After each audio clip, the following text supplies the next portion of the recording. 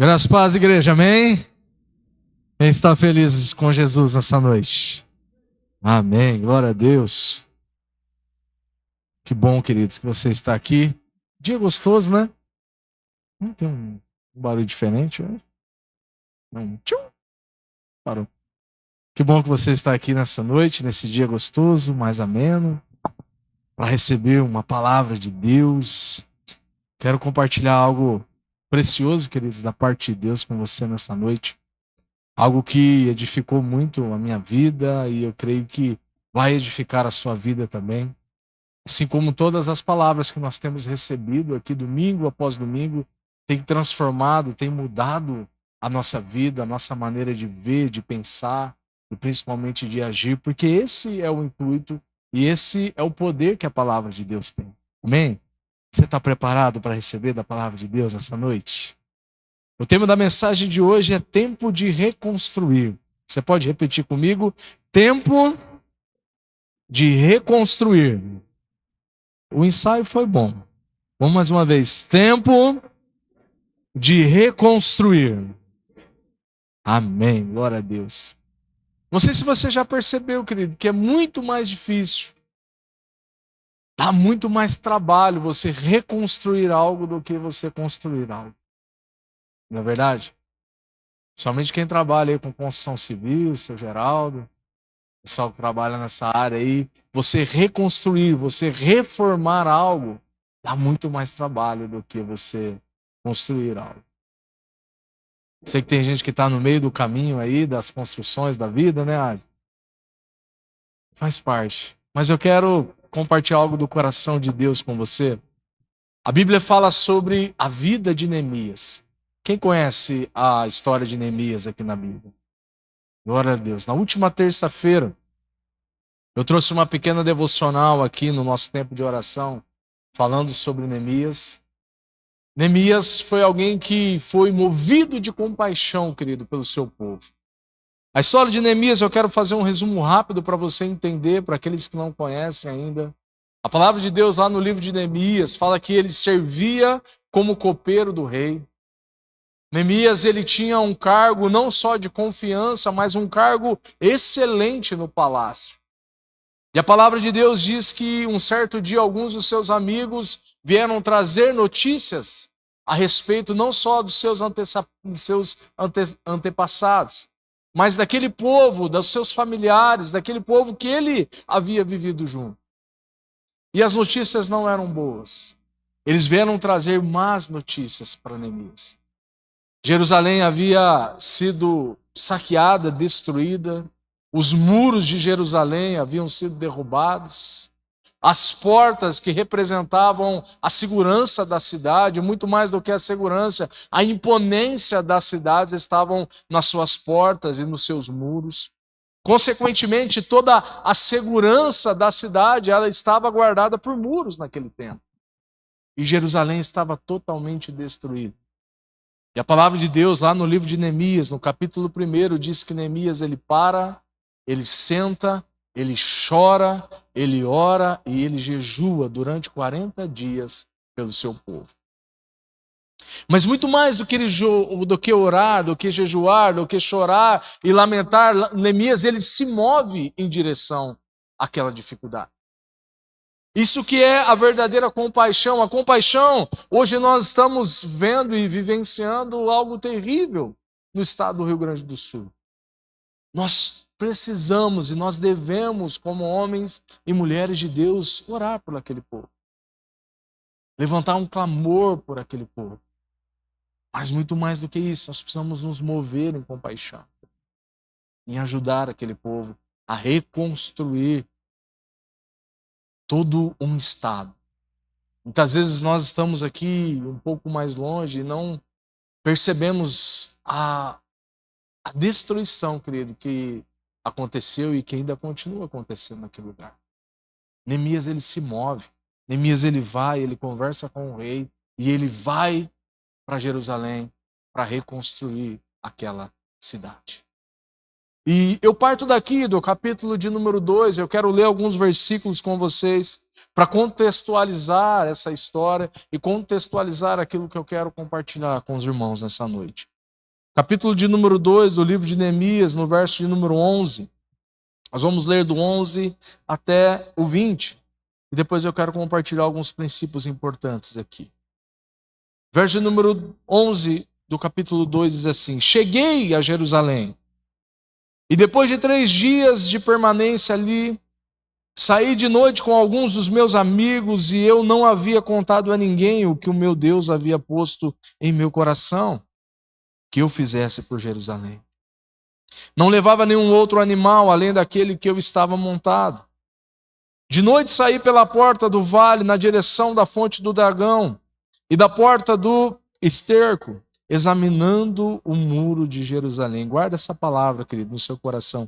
Examinando o muro de Jerusalém, que havia sido derrubado, e as suas portas que haviam sido destruídas pelo fogo. Fui até a porta da fonte do tanque do rei, mas ali não havia espaço para o meu animal passar.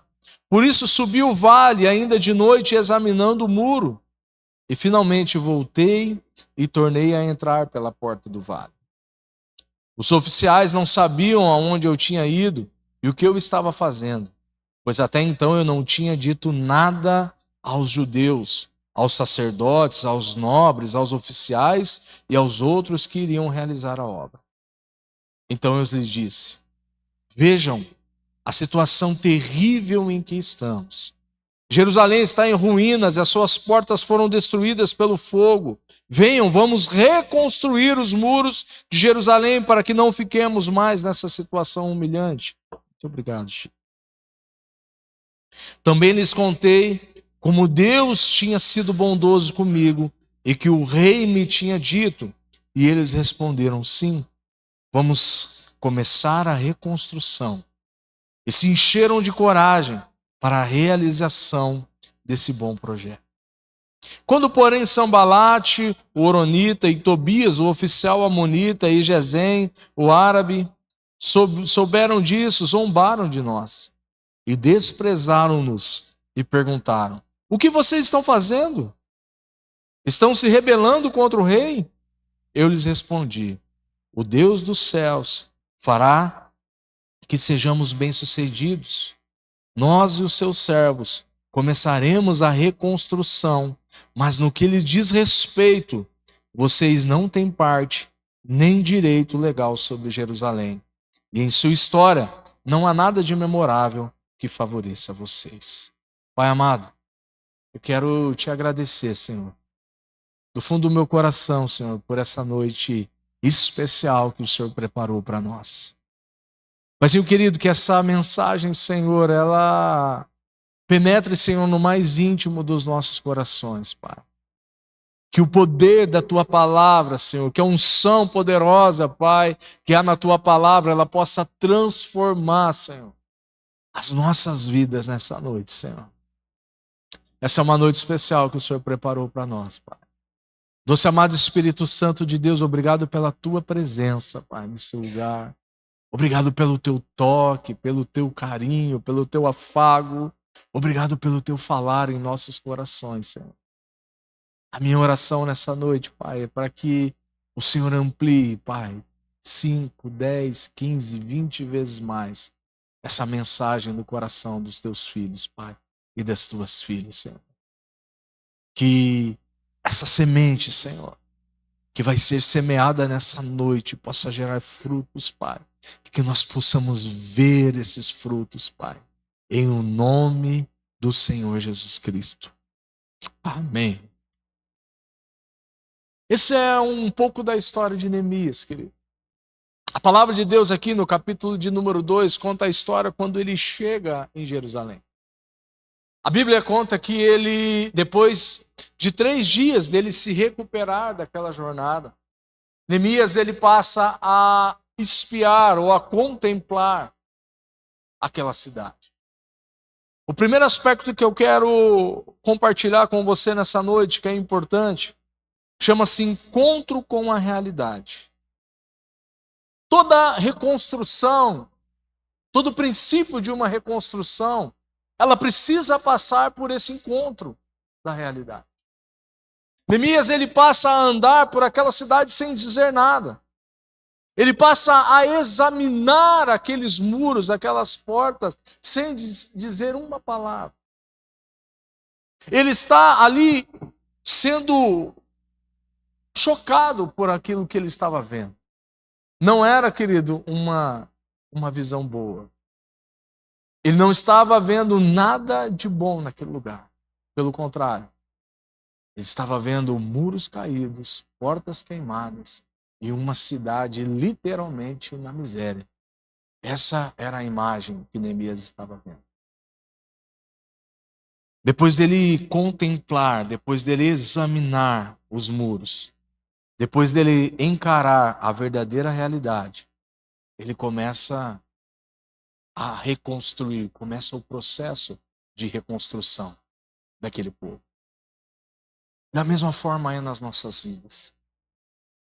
Eu não sei você, querido, mas existem algumas áreas que nós precisamos de reconstrução. Existem algumas áreas nas nossas vidas que nós precisamos reconstruir. E o primeiro passo para essa reconstruir é nós entendermos qual que é a verdadeira realidade em que nós estamos. Neemias percebeu qual era a verdadeira realidade daquele povo, querido. Nenhuma restauração começa sem primeiro ter um encontro com a realidade. Contemplar, a palavra contemplar ali, ela quer dizer fixar os olhos, não apenas ver, mas entender toda a situação à sua volta. E o primeiro passo daquela reconstrução não era só olhar e entender, mas era encarar essa nova realidade que aquele povo estava vivendo. Isso fala muito comigo, querido, a respeito de tudo que está acontecendo no estado do Rio Grande do Sul. Quando nós olhamos para a palavra de Deus, nós percebemos que o quanto aquele povo precisa de uma reconstrução total. Não é só uma reconstrução financeira, é uma reconstrução de ânimo. Não é só uma reconstrução de uma casa, de um carro que se perdeu, mas é uma reconstrução de algo que talvez durante 20, 30, 40, 50 anos foi construído. Neemias, ele nos ensina sobre isso. O primeiro passo é entender qual é a verdadeira realidade. Só assim, querido, nós vamos superar, só assim nós iremos vencer, só assim nós iremos avançar rumo ao propósito de Deus, que Deus tem para cada um de nós. É dessa forma, querido, encarando a verdadeira realidade, que nós vamos avançar rumo tudo aquilo que Deus prometeu para mim e para você. Você crê nisso? Amém? Você crê que Deus tem promessas maravilhosas, querido, para a sua vida? Eu creio, querido, porque essa é a verdade do céu sobre nós. Muitos não avançam, querido, por não encararem a realidade na sua vida. Muitos não avançam por não encararem a verdadeira realidade em seus casamentos. Muitos não avançam por não encararem a verdadeira realidade nas suas finanças. Muitos não avançam por não encararem a verdadeira realidade no seu ministério, no seu chamado, no seu propósito, como você queira chamar. É preciso encarar a realidade, querido. E para encarar a realidade, nós precisamos de algo chamado fé. Só se encara a realidade, querido, quando nós vivemos uma vida por fé. Hebreus 11:1 vai dizer que fé é a certeza das coisas que se esperam e a convicção dos fatos que nós não vemos. O próprio livro de Hebreus, o autor de Hebreus, diz que sem fé é impossível agradar a Deus. Mas aqueles que se aproximam dele precisam crer que ele existe e que ele é galardoador ou presenteador daqueles que o buscam. Fé, meus irmãos, não é negar aquilo que você vê. A fé enxerga além do que está à frente dos olhos, sem negar o que está diante dele. Não é algo fantasioso. Não é algo ilusório. Não, a fé é uma certeza sobre aquilo que nós não estamos vendo hoje. Sobre aquilo que nós ainda não estamos vivendo hoje. Talvez nessa área em que você precise de uma reconstrução. Talvez você precise de uma reconstrução dentro do seu casamento e, pelo contrário, você não tem visto isso. Talvez você precise de uma reconstrução na sua vida financeira e o que você tem visto é algo totalmente contrário a isso. Mas a fé é essa certeza, querido, que nós temos, que não vem dessa terra. Não vem de palavras persuasivas, não vem de uma boa pregação, não vem das coisas que o homem pode oferecer. A verdadeira fé vem daquele que morreu e ressuscitou por mim e por você. Amém? Nós não conquistamos fé aqui nessa terra. Nós recebemos a fé do nosso Senhor Jesus Cristo. Todo mundo tem fé, querido. Você já percebeu isso? Todo mundo tem fé. Tem gente que tem fé numa imagem, num pedaço de madeira. Tem gente que tem fé naquilo que ele conquistou, naquilo que ele trabalhou. Tem gente que tem fé na sua conta bancária e por aí vai. Mas a verdadeira fé não está firmada nas coisas dessa terra. A verdadeira fé está firmada na pessoa e no senhorio do nosso Senhor Jesus Cristo. Muitas vezes, querido, nós precisamos fazer como Neemias, examinar. E sabe o que é interessante? O exame, ele não coloca a doença ali. O exame, ele só vai diagnosticar aquilo que já estava. Da mesma forma, querido, se nós entrarmos num quarto escuro, sujo e bagunçado, com a luz apagada, você não vai perceber que aquele quarto está sujo e bagunçado. Até que você ponha o seu dedo no interruptor e acende a luz. E aí nós vamos perceber que aquele quarto está sujo, está bagunçado. Mas foi a luz, pastor, que colocou a bagunça e a sujeira naquele quarto? Não. A luz, ela só nos fez enxergar que aquilo estava sujo, bagunçado e fora do lugar. Às vezes, querido, nós como pastores, nós ouvimos, pastor, parece que quando eu vim para Jesus as coisas pioraram. Quem já ouviu isso? Como líder, como pastor. Nós já ouvimos várias vezes pessoas dizerem isso. Pastor, parece que quanto mais eu oro, quanto mais eu rezo, mais assombração aparece. Não é esse o ditado que as pessoas falam? Parece que quanto mais eu rezo, mais assombração aparece. Não, então quer dizer que a oração que faz a assombração está ali? Não. A oração, querido, é só a luz que se acende. A assombração sempre esteve ali. Mas uma vez que a luz é acesa, nós começamos a perceber as coisas que estão em desacordo na nossa vida. Quando nós acendemos a luz, querido. Algumas pessoas dizem, pastor, parece que quando eu vim para a igreja, o diabo se levantou contra a minha vida. Não é, querido, o diabo se levantou contra a sua vida, só acendeu a luz. A luz só foi acesa. E aí as coisas que estavam todas em desacordo, todas bagunçadas, algumas sujas, nós passamos a enxergar e a ver essas coisas. Só que esse é uma etapa importante da nossa vida cristã. Eu digo importante porque muitos param nessa etapa. Quando começam a perceber que as coisas estão em desacordo com a palavra, começam a perceber que as coisas estão em desacordo com aquilo que nós queremos ou aquilo que nós sonhamos. Muitos param por aqui. Mas essa é uma etapa importante quando nós vencemos isso. Aquilo que aparentemente, querido, é uma piora, na verdade é a revelação do verdadeiro estado. A luz só está denunciando aquilo que está errado na nossa vida.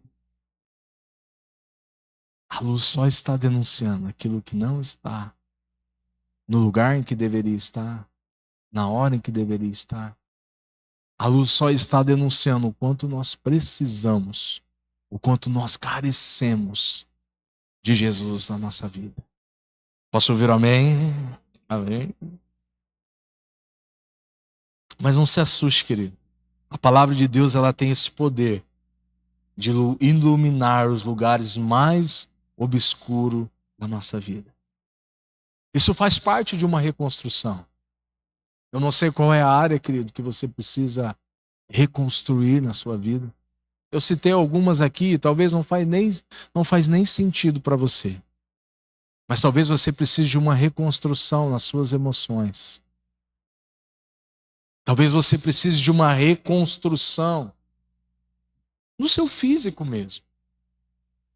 Talvez você passou por alguns traumas na sua infância, ou às vezes muita coisa se fala sobre traumas de infância, mas existem muitos adultos que passaram por traumas também. E talvez você não tenha conseguido vencer esses traumas.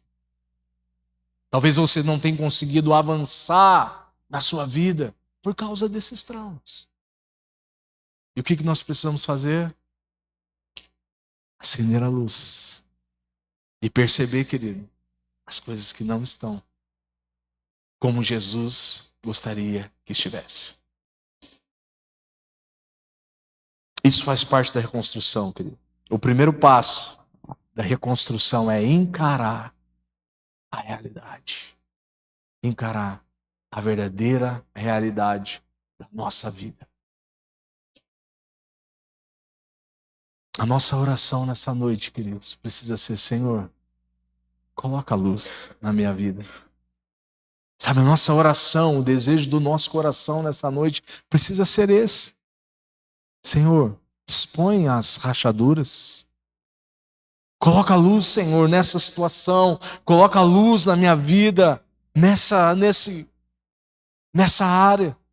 Expõe tudo aquilo, Senhor, que não está conforme a tua vontade. Quantos têm, querido, coragem de fazer essa oração nessa noite? Amém. Essa precisa ser a nossa oração, queridos, nessa noite. Lá no início, quando a terra era sem forma e vazia, o que Deus fez antes de tudo? Antes de criar qualquer coisa?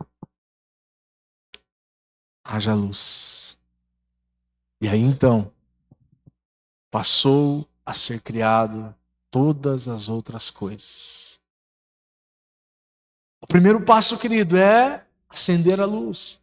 O primeiro passo é colocar as mãos no interruptor e acender a luz, e parece algo fácil. Parece algo simples, mas não é. Muitas pessoas não avançam por medo de acender a luz. Acender a luz muitas vezes é se expor, querido. Talvez você tenha alguma dificuldade ou algum pecado que você não consegue vencer na sua vida. E vai se passando anos, 1 ano, 2 anos, 5 anos, 10 anos, 15 anos de conversão e ainda você está preso naquele pecado. Precisa acender a luz, querido. Precisa se expor. E não é legal. Não é bom, não é agradável. Mas é necessário. Para que haja cura, para que haja libertação, para que haja transformação nas nossas vidas. Lembra que eu falei sobre o exame? O exame não vai colocar a doença ali. Ele só vai expor aquilo que já estava ali. Essa é a luz, querido. Jesus é a luz que entra e que ilumina as nossas vidas, as nossas casas, o nosso trabalho. É Jesus que ilumina a sua igreja. Amém? É Jesus, querido, que iluminou lá no princípio, antes de que nada existisse. Deus disse: haja luz. e ouve-los. Segundo ponto que eu quero tratar com você, e tão importante quanto no primeiro, é renove o seu discurso. Repita comigo: renove o seu discurso. Até aqui, querido, o discurso sobre Jerusalém era só um discurso de lamento, era só um discurso de choro, era só um discurso de tristeza. Até esse momento, querido, não existia nada de bom naquele lugar. Neemias andou, querido, durante alguns dias sem dizer nada, só examinando, percebendo, só sendo ministrado por Deus sobre qual era a obra que Deus iria usar aquele grande homem de Deus. Assuma um discurso animador, querido, verdadeiro e conclusivo. Foi isso que Neemias fez. Neemias assumiu um discurso, primeiro, animador. Segundo, verdadeiro. E terceiro, conclusivo. A verdade, querido, primeiro precisa fazer parte da nossa vida de um homem, de uma mulher cristã. Parece simples isso, parece óbvio, mas o óbvio precisa ser dito às vezes. Nós estamos vivendo num tempo, meus irmãos, que aquele negócio de, não, mas aquela pessoa é crente, aquele homem é um crente, ou aquela mulher é crente, já muitas vezes não é garantia de que aquela pessoa é uma pessoa verdadeira. Infelizmente. Digo isso com muita dor no coração, queridos. Infelizmente. A verdade, ela precisa fazer parte da nossa vida. Ela precisa ser muito mais do que um hábito. Ela precisa ser uma marca dentro de nós. Ela precisa ser uma marca nas nossas vidas. O mundo lá fora precisa ver essa marca. A marca da verdade. A marca da palavra de Deus. A marca da verdade, querido, que transforma, que muda, que restaura as nossas vidas. Amém? A mentira, querido, é a única coisa que o diabo construiu ao longo da história. Você sabia disso? A única coisa, se você pegar de Gênesis, Apocalipse, de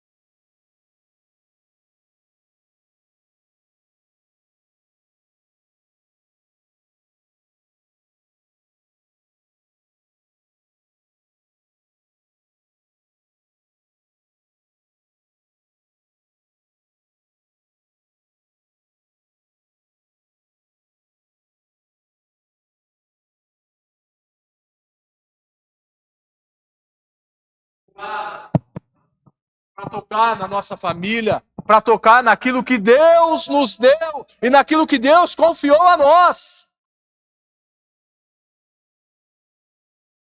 Mas muitas vezes, querido, muitos homens, mulheres de Deus não estão vivendo uma vida baseada na verdade.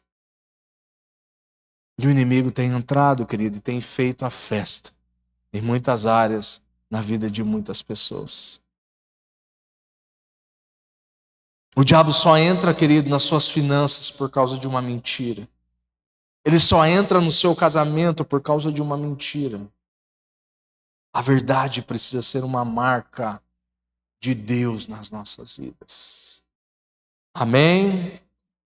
Quando nós, querido, nos posicionamos na verdade, nós acendemos a luz sobre a nossa vida.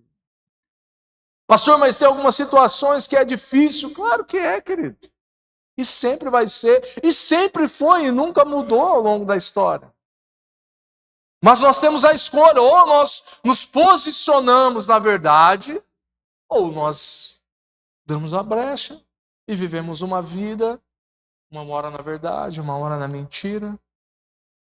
Uma hora, mas é só uma meia verdade. Não existe meia verdade, queridos.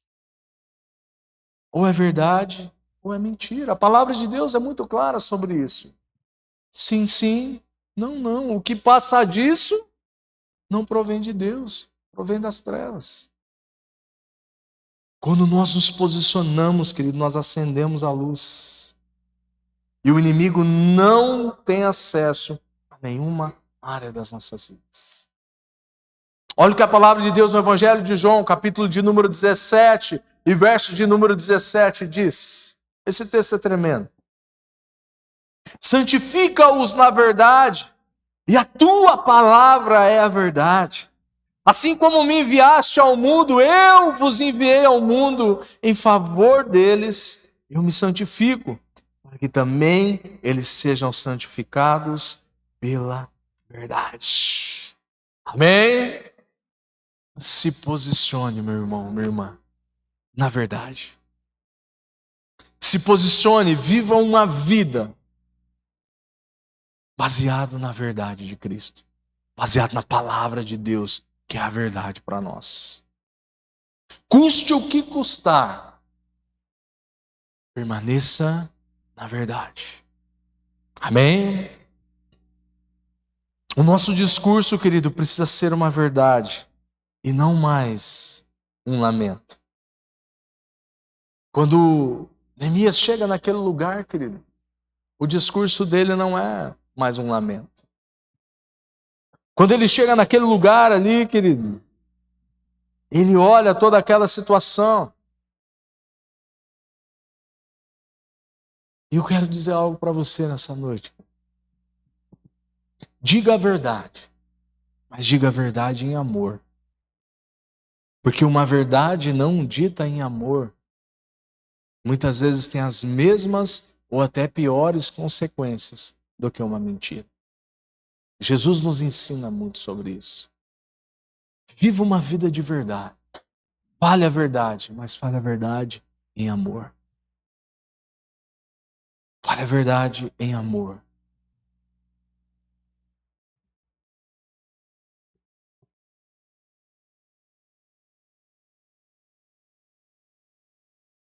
O nosso discurso, querido, não pode ser só um discurso de lamento. Não pode ser só um discurso de reclamação. Não pode ser só um discurso onde nós só apontamos os erros. Não, não pode ser. Neemias, querido, tinha pela sua frente uma cidade destruída, uma cidade devastada. E primeiro, ele não faltou com a verdade. Segundo, o seu discurso não foi um discurso de lamento. Foi um discurso de ânimo. Foi um discurso de ânimo.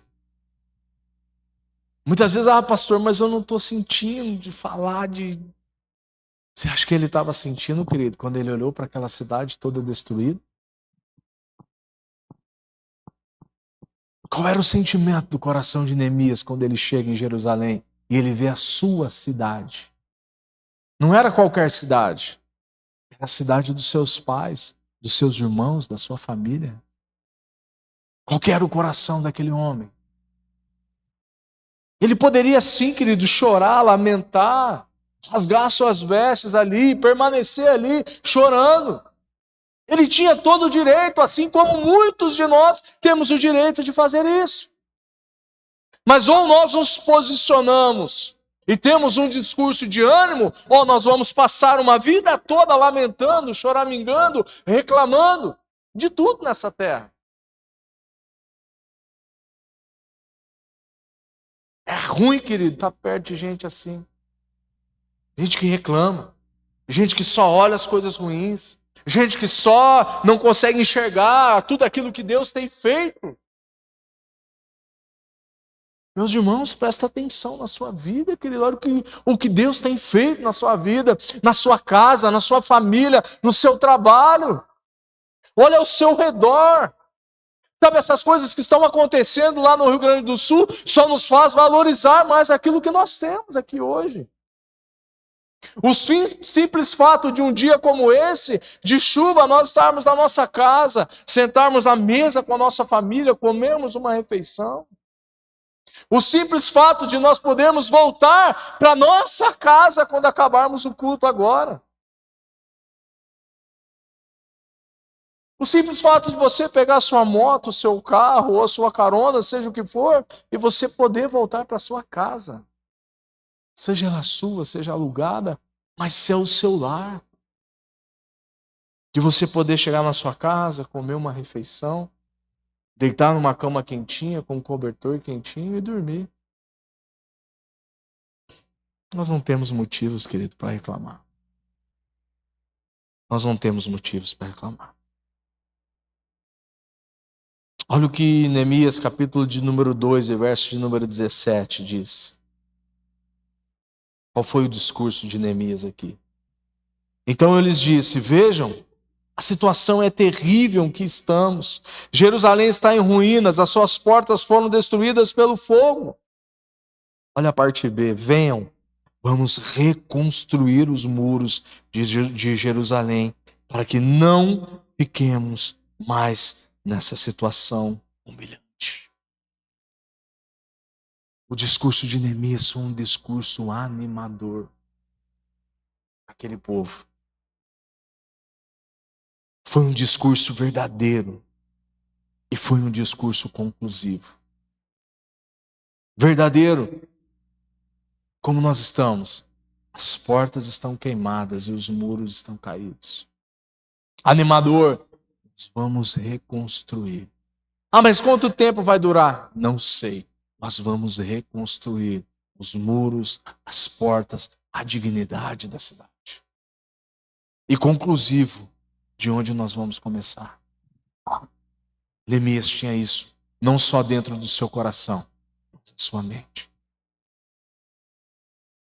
A tua reconstrução, querido, passa por um discurso novo.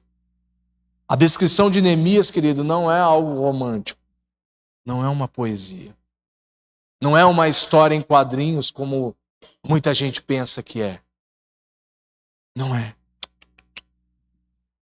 A história de Neemias, a vida de Neemias é um chamado à ação.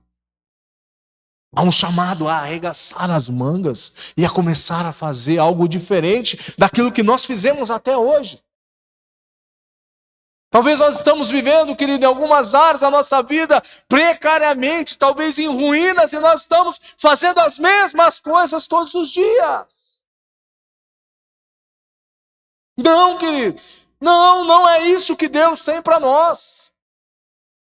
O chamado de Neemias é esse, arregaçar as mangas e ir à luta. Posso ouvir um amém? A partir do momento que nós acendemos a luz, querido, Deus começa a mostrar aquilo que não está a desacordo, aquilo que está bagunçado na nossa vida, sim ou não? Deus mostra, querido, Deus fala conosco. E aí, a decisão é nossa. Ou nós vamos arregaçar as mangas e vamos à luta, ou nós vamos continuar vivendo na mesma vida que nós estamos vivendo hoje. Pastor, a minha vida está muito boa. Glória a Deus por isso. Mas sempre existe alguma área, querido, que nós precisamos da graça e do favor de Deus.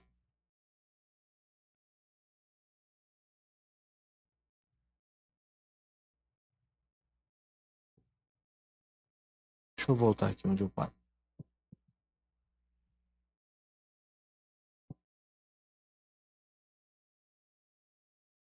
O discurso de Neemias, querido, não foi um discurso de desânimo. Pelo contrário. Foi um discurso de fé. Foi um discurso verdadeiro. Olha no verso de número 18. Qual foi a consequência desse discurso?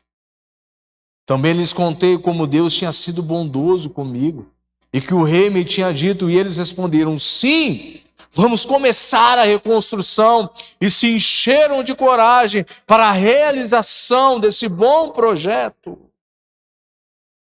Ao invés de Neemias ficar olhando, querido, choramingando aquilo que tinha acontecido, ao invés de Neemias pegar as pessoas e ficar chorando com as pessoas, ele trouxe um discurso de ânimo. E as pessoas se animaram a começar a reconstruir aquilo que havia sido derrubado. Sabe o que eu percebo aqui, queridos? O nosso discurso não influencia só a nossa vida. O seu discurso não influencia só a sua vida. O seu discurso influencia aqueles que estão à sua volta.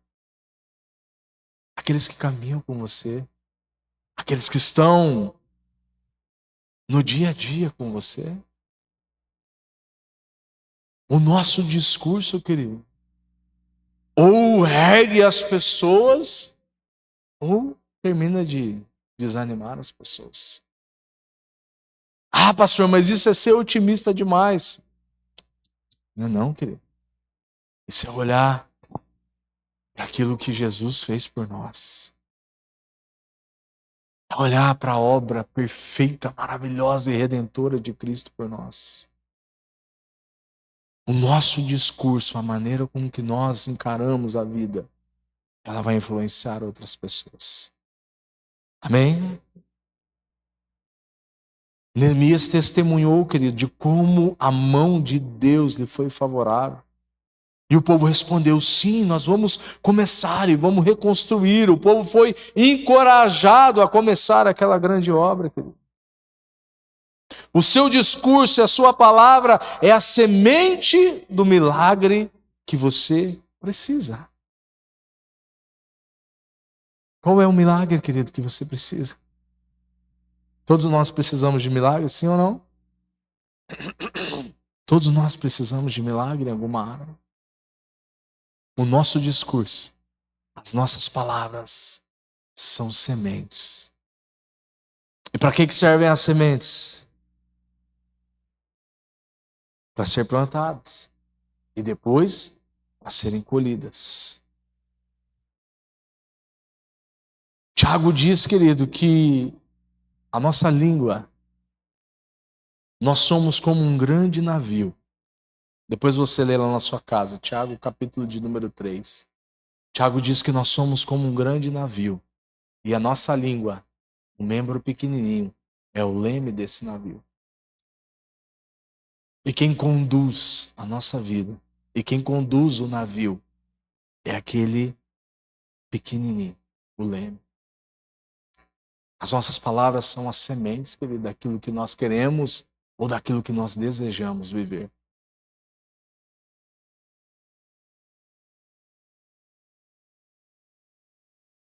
As nossas palavras precisam ser palavras de bênção e não de maldição. As nossas palavras precisam ser palavras de vitória e não de derrota. Ah, mas isso aí é pensar positivo, isso aí é falar positivo. Não! Isso aí é lançar as sementes corretas daquilo que nós queremos viver. O que você deseja viver, querido, nesse ano de 2024? O que você deseja viver nos próximos 5, 10, 15, 20 anos da sua vida? Começa a semear agora. Começa a lançar sementes agora. Sabe aquilo que você está vivendo hoje? São sementes que você lançou alguns anos atrás. São as sementes que nós lançamos alguns anos atrás. O que nós vamos viver daqui nos próximos anos vai depender daquilo que nós semearmos hoje. O vale de ossos secos, querido, de Ezequiel, era só um cemitério a céu aberto. Até que um homem de Deus, o profeta de Deus, começou a profetizar sobre aquele vale de ossos secos. Pastor, mas não tem jeito, pastor. Tem jeito, sim. Mas, pastor, já foi muito tempo. Aquilo era só um vale, querido, de ossos secos, não tinha mais nada. Não tinha vida mais naquele lugar. Todos nós conhecemos a palavra de Deus, era só um vale de ossos. Não existia mais nada naquele lugar. Até que um homem começou a profetizar sobre aquele vale de ossos secos. E a palavra de Deus diz, o texto diz que os ossos começaram a se juntar. Começaram um barulho, os ossos começaram a se mover e cada osso começou a encontrar a sua junção e começaram a crescer os nervos, começaram a crescer os tendões e daquele vale de ossos secos se tornou um grande exército.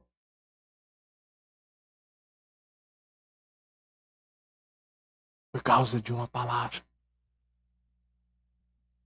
Por causa de um homem que decidiu profetizar sobre aquele vale de ossos secos. Talvez alguma área da nossa vida se encontre assim, meu irmão. Como aquele vale de ossos secos que nós achamos que não tem mais jeito. Talvez exista alguma pessoa que você tem orado, que você tem buscado a Deus, que você tem falado do amor de Jesus e parece que a pessoa entra por aqui e sai por aqui. Quantos testemunhos que nós temos aqui na comunidade, queridos? De homens, mulheres, filhos que oraram durante anos por alguém. E hoje essas pessoas estão aqui conosco. Amém? Hoje essas pessoas estão aqui conosco, congregando conosco, adorando a Deus conosco.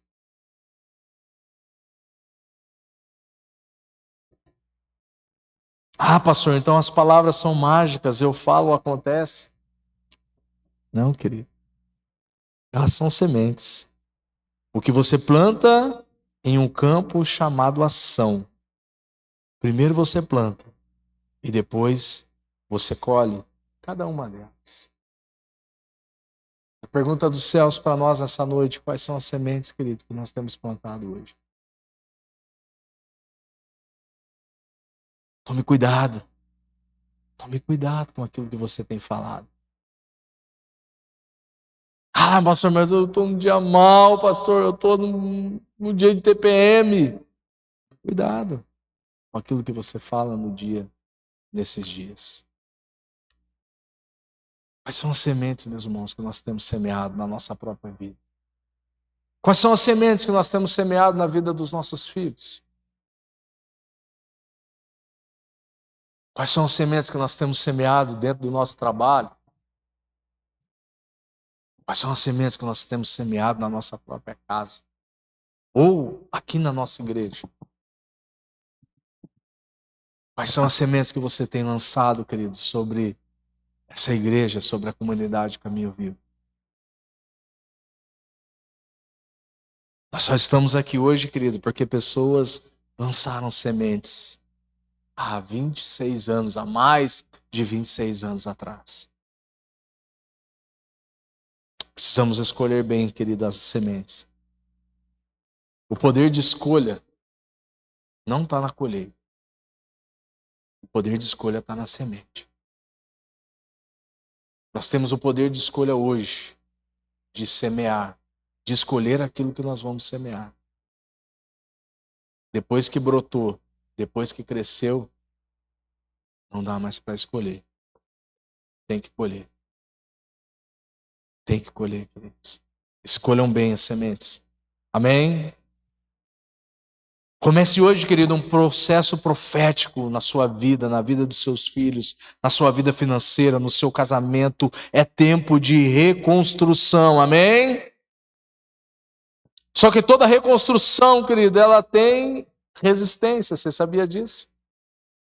Toda reconstrução vai passar por alguma resistência ou vai sofrer alguma resistência. Seja ela do tempo, seja ela financeira, seja ela de pessoas, seja ela o qual for. Toda reconstrução passa por uma resistência. E no texto e na vida de Neemias não foi diferente, querido. Todas as vezes que alguém se levanta para reconstruir algo, essa pessoa precisa vencer duas coisas. Diga comigo, desprezo. Desprezo e zombaria. Olha no capítulo 2, no verso de número 19, o que a palavra de Deus nos diz. Quando, porém, Sambalate, o Eronita, Tobias, o oficial amonita e Gesem, o árabe, souberam disso, zombaram de nós, desprezaram-nos e perguntaram, o que vocês estão fazendo? Estão se rebelando contra o rei? Vai lá no capítulo de número 4 agora, de Neemias, no verso de número 1. Quando Sanbalate soube que estávamos reconstruindo o muro, ficou furioso, ridicularizou os judeus e, na presença dos seus compatriotas e dos poderosos de Samaria, disse: o que aqueles frágeis dos judeus estão fazendo? Será que eles vão restaurar o seu muro? Irão oferecer sacrifícios? Irão terminar a obra num só dia? Será que vão conseguir ressuscitar pedras de construção daqueles montes de entulho e de pedras queimadas? Verso número 3. Tobias, o amonita, que estava ao seu lado, completou: pois que construam, basta uma raposa subir lá para que esse muro de pedras desabe. Presta atenção, querido. Neemias despertou aquele povo com um discurso. E os inimigos se levantaram contra eles também com um discurso. O discurso de Neemias qual foi? Levantemos e vamos reconstruir os muros, as portas da cidade. Qual foi o discurso dos inimigos? Discurso de zombaria. Vocês estão pensando que vocês são o quê? Vocês não vão conseguir, você acha que vai brotar pedra no meio desse monte de entulho? Quem vocês pensam que são? Basta vocês acham que vão reconstruir isso num só dia? Se preparem, querido, porque sempre vai haver resistência. Sempre vai haver resistência. Sempre vai haver resistência em tudo que você fizer, em tudo que você empreender, principalmente quando é algo de Deus. Principalmente quando é algo poderoso de Deus, sempre vai haver resistência. Sempre vai haver dificuldade. Sempre os nossos recursos não vão ser suficientes. Mas não desista. Amém? Não desista. Aleluia.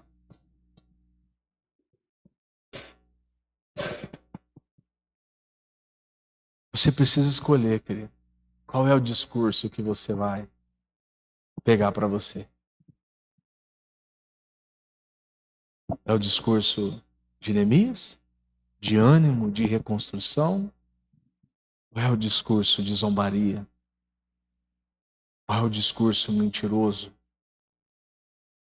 dos inimigos? Nós precisamos escolher, queridos. Qual é o discurso que nós vamos pegar? Qual é a palavra que vai direcionar a minha vida? Eu já estou terminando. Hoje nós pastores, querido, temos uma grande dificuldade. Eu já falei isso no último domingo e eu quero repetir isso para você. Porque hoje nós temos talvez 1 ou 2 dias na semana para ministrar e para trazer uma palavra de Deus para a sua vida. E não é fácil, querido. Todo domingo você tem uma palavra nova. O mais simples, sabe o que é? É você sair por aí pregando a mesma palavra em vários lugares. Eu, quando eu vou pregar em outra igreja, você acha que eu prego uma palavra nova? Eu prego a mesma palavra que eu já preguei aqui. Quando nós vamos lá para Curitiba, quando nós vamos lá para Vitimarsum, por que eu vou pegar uma palavra nova? Eu prego uma palavra que eu já preguei aqui. E é uma bênção, querido, glória a Deus. Mas todo domingo você tem uma palavra diferente, não é fácil. E ainda hoje nós pastores temos uma grande concorrência, que é a internet. Onde nós trazemos algo aqui de Deus, onde nós trazemos algo de ensino durante a semana, onde o seu líder de grupo familiar traz uma palavra de Deus, traz um pão de Deus para você, e durante a semana talvez muitas pessoas estão ouvindo coisas que não tem nada a ver na internet. Nós precisamos escolher, meu irmão, qual que é a palavra que vai direcionar a minha vida. Qual é a palavra que vai direcionar o meu ministério? Qual é a palavra, da onde é a palavra que vai sustentar a minha vida, que vai pavimentar a minha estrutura que vai pavimentar o meu ministério. Nós precisamos escolher. Terceiro e último ponto que eu quero tratar com você. Diga, não dê ouvidos. Neemias capítulo 4, verso de número 6. Nesse meio tempo fomos reconstruindo o muro, até que toda a sua extensão chegamos à metade da sua altura, pois o povo estava totalmente dedicado ao trabalho. Querido, aqui no capítulo de número 4, a reconstrução já havia começado. Os levantes do inimigo, dos inimigos, já haviam acontecido, mas o povo não desistiu. O povo continuava trabalhando. O povo continuava levantando os muros. Se você olhar depois na sua casa, no capítulo de número 3, você vai ver cada parte do muro que foi reconstruída por qual família. Você vai ver qual parte das portas, quais as portas que foram reconstruídas por tal família. É muito interessante. Não foi a reconstrução de um homem chamado Neemias. A história de Neemias é muito interessante por causa disso. Não foi um salvador da pátria que reconstruiu toda uma cidade. Foi um homem de Deus que se levantou em compaixão. Foi um homem de Deus que olhou todo aquele cenário de destruição e se levantou com um discurso de ânimo e influenciou toda uma cidade. Enquanto o povo, querido, reclamava, enquanto os inimigos se levantavam, o povo de Deus trabalhava. Enquanto eles diziam, não vai dar em nada, vocês não vão conseguir, o povo não parava de reconstruir os muros, de reerguer as portas. Não, mas o povo vai se levantar contra nós. Pode se levantar. Depois você olha na sua casa, existiu momentos em que o povo estava trabalhando com uma das mãos e empunhando a espada numa das outras mãos. Vai haver resistência, querido? Vai. Vai haver palavras negativas? Vai. Mas não para. Não desista. Amém? Enquanto o povo fala, continua trabalhando. Enquanto o povo fala, enquanto pessoas reclamam, continue trabalhando, continue orando, continue buscando a presença de Deus, continue adorando a Deus, continue vivendo uma vida com Deus. Não para. Quantos homens, quantas mulheres de Deus que nós conhecemos, meu irmão, que parou no meio do caminho por causa de uma palavra. Quantas pessoas que talvez não estão no nosso meio, que não vieram mais para a igreja e hoje não estão em nenhuma igreja mais. Porque eu fui, a pessoa me viu e não me cumprimentou. Ô, meu irmão, que isso? Porque eu fui lá e não gostei de uma palavra do pastor. Ô, meu irmão. Não para, continua trabalhando. Não para. Puxa, achei que aquela palavra que o pastor falou foi para mim. Glória a Deus, querido. Glória a Deus. E se tem alguma dificuldade, se tem alguma dúvida, procura o seu pastor, procura o seu líder. Queridos, nós somos uma igreja onde os pastores são totalmente acessíveis aqui. Você não precisa falar com o secretário, você não precisa deixar o seu nome na lista de espera para você ter um tempo com o seu pastor, com a sua pastora. Como a gente sabe que algumas igrejas maiores são. E você tem alguma dúvida, você tem alguma dor, você tem alguma dificuldade, você tem o seu líder de grupo familiar que está ali no dia a dia orando por você, que está caminhando com você, que está carregando o fardo junto com você. Você tem o seu líder de departamento que pode te ajudar. E se for alguma coisa muito difícil, você tem o seu pastor, você tem a sua pastora. Eu sempre falo para todo mundo, quando as pessoas reclamam de alguma coisa, eu falo, todo mundo tem meu número. Todo mundo tem o WhatsApp. Todo mundo que liga, que marca, a gente está à disposição. Pastor, preciso conversar. Talvez a gente não conversa no dia, talvez ou no outro, mas a gente marca durante aquela semana e conversa. Nós estamos à disposição, querido, da igreja. Não pare, não desista. Amém?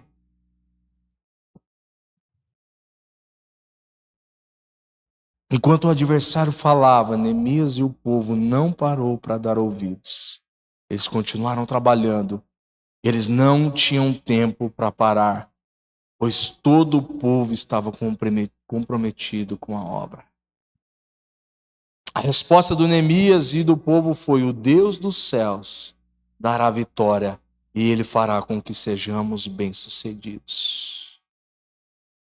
Quero convidar o pessoal do louvor aqui. Daquelas pedras caídas, querido, um muro poderoso foi levantado. Dos entulhos desprezados, querido, algo valioso foi levantado no meio daquele povo. Aquelas portas, queridos, que estavam queimadas. A dignidade, pode se colocar em pé, a dignidade do povo, a alegria do povo foi restaurada. Hoje, querido, hoje, começa uma obra de restauração na minha e na sua vida. Amém? Pode se colocar em pé, em nome de Jesus. Eu não sei qual é a área, querido, que você precisa de reconstrução. Eu não sei qual é a área, querido, e talvez eu nem precise saber. Mas eu quero nessa noite dar uma oportunidade para você, queridos. Nós, como pastores dessa casa, nós queremos orar por você nessa noite. Nós queremos declarar palavras de vida sobre a sua vida nessa noite. O pessoal do Ministério do Louvor vai ministrar uma canção e eu gostaria de convidar os pastores aqui à frente, eu gostaria de orar por você. Se existe alguma área da sua vida, se existe alguma área que você precise de uma reconstrução, eu quero que quando nós começarmos o louvor, você saia do seu lugar. Pastor, mas eu não quero falar. Não precisa falar, querido. Se você queira compartilhar com o pastor, com a pastora que vai orar por você, fique à vontade. Não precisa dar detalhes também. Ó, pastor, a área é família. Glória a Deus, nós vamos orar pela sua família. Ó, pastor, a área é financeira. Nós vamos orar pelas suas finanças. Ó, pastor, a área é de relacionamento. Nós vamos orar pelo relacionamento. E se você não quiser dizer nada também, fique à vontade. Mas eu quero te convidar, querido, se existe alguma área na sua vida que você precise de reconstrução, eu quero te convidar a sair do seu lugar e vir aqui à frente. Nós queremos orar por você nessa noite, em nome de Jesus.